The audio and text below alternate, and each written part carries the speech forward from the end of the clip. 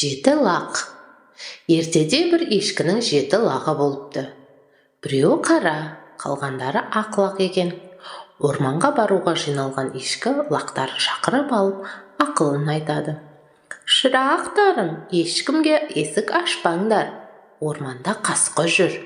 Мен келгенде шырақтарым, лақтарым, аналарың келді, сүт әкелді деп әндетемін.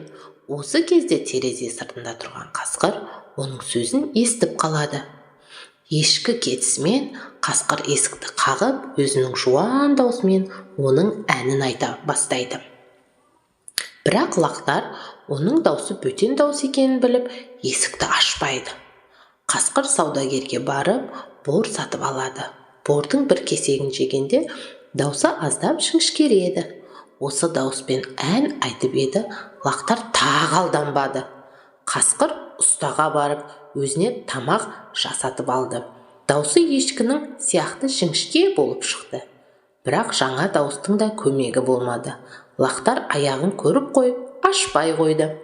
Қасқыр жылдам наубайшыға барып, аяғына себетін ұн сатып алады. Қасқыр есік алдына қайтып келді.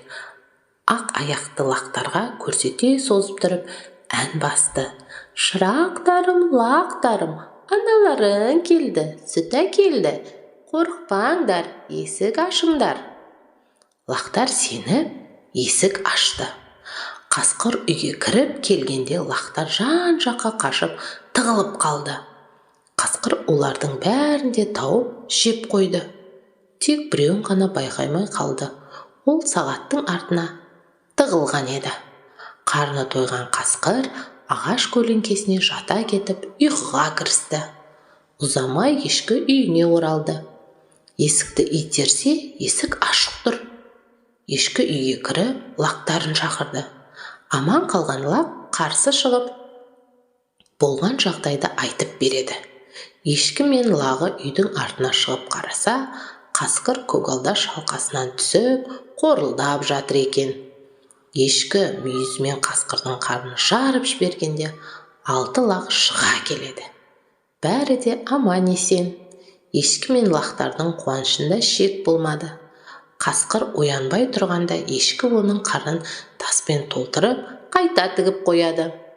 Шөлдеген қасқыр су ішпек болып құдыққа барады.